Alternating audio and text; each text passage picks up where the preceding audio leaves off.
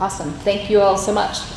And so today I wish the talk I was giving you all was a relationship between diversity, remaining twig diameter, and fire intensity. But that is not what I'm going to be talking about. When we started this project, we realized very quickly that we couldn't make those jumps with the methods we were using. And so today I'm talking about re-examining the relationship between remaining twig diameter and fire intensity. And ultimately, this project started because I was a new faculty member at San Jose State in this new Wildfire Interdisciplinary Research Center, and I had all of these new friends, and we all wanted to work together because we were hired at the same time. And they said, we're going to burn a chaparral canyon. And I thought, well, that doesn't sound very fun to me, but maybe I'll play along and see what we can get out of this in terms of ecology. And so you can see there's quite a lot of people that are involved in the California Canyon Fire Experiment Project, including many students. The focus of today's research is also the focus of Yannicka Allen's master's thesis. Okay, and so what is the California Canyon Fire Experiment? So it was in the Gabilan Range, and Craig Clemens, who's a fire meteorologist, wanted to observe an eruption of fire in a canyon, which had only been done at small kind of lab scales. He wanted to see it at a landscape scale.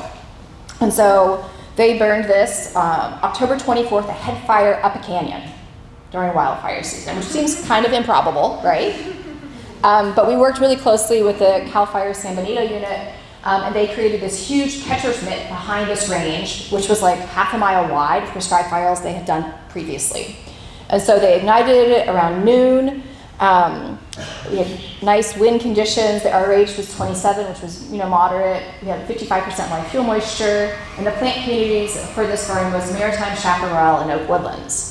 And so they ignited it on this lower flank in the grasslands, and then once the fire was initiated, we saw it move up through the main canyon, which we observed. They observed. I did not observe. I had a 4-week-old infant who was in and out of the hospital, so I was not there. But they observed with all of these really, really cool tools and techniques. My favorite observation so far that they made was with a thermal camera from a helicopter. They hovered over the canyon during the eruption for 12 minutes, and they have 30 frames per second at a resolution of about 1 to 2 meters on average. And so, can I do this? Will it play? You may need Ashley. She seems to be able to pull that off. Oh, there it is. Okay.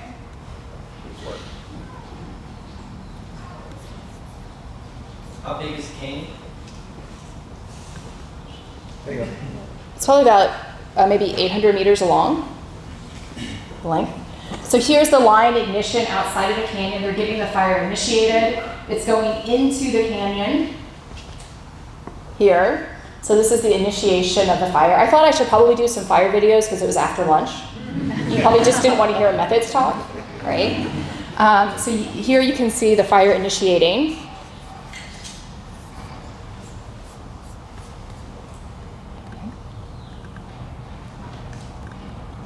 And then I think Craig would be heartbroken if I didn't show you all the eruption, because that was his whole point of this experiment. And so this is from a view of the eruption from a side canyon. So it's not actually the canyon where we've done the majority of our work with the Maritime Chaparral, and you can see that the plants look a little different here.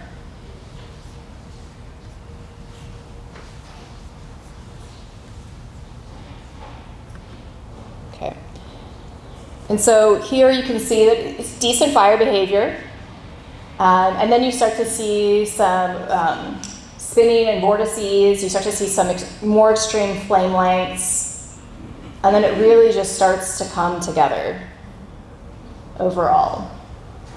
And so this was kind of the point where I think they thought this is the eruption that we have seen in wildfires, and here we can actually observe it and get all of the technical details of what is happening.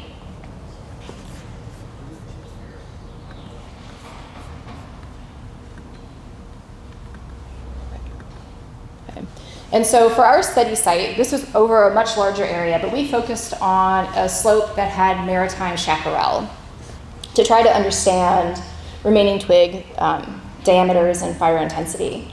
And so from that 12-minute video, we looked at what is the maximum temperature that this area experienced. And so this map here, the colors show you kind of the maximum temperature bins, kind of following that original Moreno and Ochoa paper from 1989. The circles represent areas where we've sampled twigs, and the size of the circle represents the number of shrubs that we sampled at each spot. The color of the circles represent the species, so black sage is black, and chamise is white. And ultimately, you can see here, someone asked how big is it? You can see it's like a little about maybe 0.6 of a mile long for the area that we sampled within that overall experimental unit. Okay. And so we were expecting to see this beautiful relationship where you can see this stair-stepping effect between different fire temperatures and the remaining twig diameter. And what we found was something different. What we found was that there was a very, very weak relationship when we were looking at these original kind of temperature bins like the Merino and Oakville. In fact, we only saw that temperatures less than 300 had slightly smaller twigs than those above 700. Which is kind of surprising, right? And so we were like, what is going on? And so, when I think about this, I said, well, we definitely didn't have this beautiful kind of stair-step relationship. Maybe we can try some more, another statistical technique that would have more power. So we were looking at our continuous variables here, and we definitely had more power. We had enough power that if there was a true difference, I think we would have seen it. But ultimately, again, when we're looking at the continuous temperature data and the continuous twig diameter data, we still see no relationship, a p-value of 0.35, which is pretty surprising. And then if we were to look in between the species, we still saw no relationship. Although, we're approaching a relationship maybe if you're liberal at a p-value of 0.11. And so we really didn't quite know how to proceed with this. And so we invited another new friend out, Ashley Grupenhoff. She'd just recently started her position here. And we thought, what is going on? We were all interested in chaparral and prescribed fire and trying to figure this out. And so we ultimately jumped into this rabbit hole. After we tried to show what we did at like one plot, we decided to take an early lunch. And all 6 of us got out our phones and did a literature review overlooking the Pacific Ocean, trying to figure out what in the world had everyone else done and what were we doing so wrong that we couldn't find this relationship. And so what you're seeing here is the table that we made on that slope from our phones, or at least what originally started that way. And this looks a little fancier. And so we looked at, where did this method originate and what did they do? I'll just say that retrospectively, when I looked at my own work, I wish I'd given more details about what I had done. And when we started to look at this, we were thinking, man, wouldn't that have been great if they had said what they had done? And so, we were trying to figure out some of the differences that we saw were maybe difference in species. One of the other places, what kind of tool are you using? Are you using calipers or rulers? Where are you measuring? Are you measuring actually at the tip of the plant, or 1 centimeter in, or 2 centimeters in? A lot of people, it was not said. And then how do you select your stem? All seem to be important. And then beyond those who had actually looked at fire intensity and twig measurements, there were also people who were using these twig measurements oftentimes to think about fire severity, but sometimes people were trying to infer fire intensity. And some of these people had more information, like, Safford over here actually said it was 1 centimeter from tip. That was helpful. But no tool. But so we were trying to figure all of this out. How are people doing this? And so one of the things we clearly recognized at that first plot with Ashley was that when you measure at the tip versus 1 centimeter in, you get these really dramatically different measurements. So here on the left, you can see that this twig kind of burned with a funny shape, and at the tip it's about 2 millimeters. But if you go about 1 centimeter in, it's nearly 1 centimeter in width. And so this is obviously a clear distinction moving forward if we're thinking about using this method of how we should really specify working on the inside is important. In terms of tools, the ruler versus the caliper, I think that they're fairly similar, but we've moved on to using calipers now.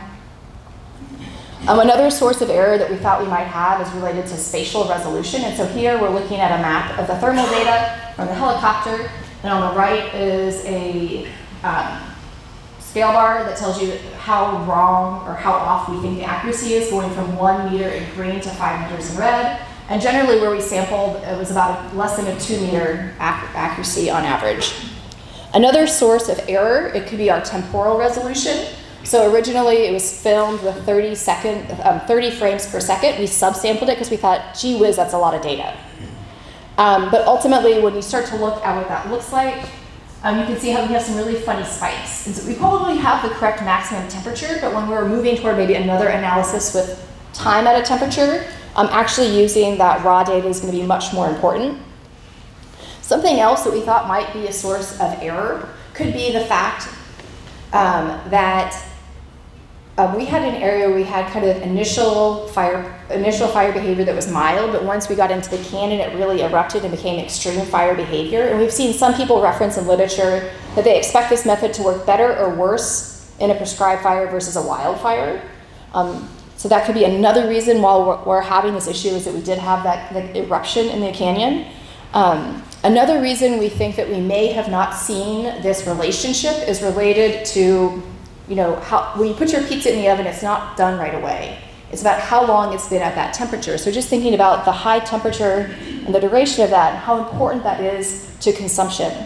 And so this is when we have the next part of the talk, where I'm really curious, why do you think we didn't see that relationship?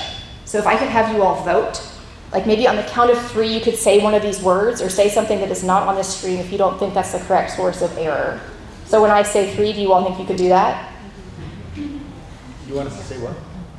I want you to say tip, because we measured the wrong spot, the eruption, because it was extreme fire behavior, pizza for duration, or helicopter because of the method of intensity, or something else, if you think something else is the reason we have this not finding this relationship. Okay, are you all ready? Okay, 1, 2, 3. Tip. Okay, so a lot of people said tip, but some people said something else. I was overwhelmed by the tips. Does anyone say anything else besides tip? Helicopter? What did you say, John? Pizza? Pizza? We got 1 pizza, a lot of tips. Okay. So I really appreciate your all's helping with this. It's something that we've been struggling with. And I also want to thank other people who've helped with this project. So Captain Bryce Munzer, who made this whole thing possible, right, by making the catcher's mitt to run the head fire up a canyon in late October in California. The CAL FIRE BEU unit, CAL FIRE's Joe Restano, David Passavoy, who did sampling when I was on maternity leave.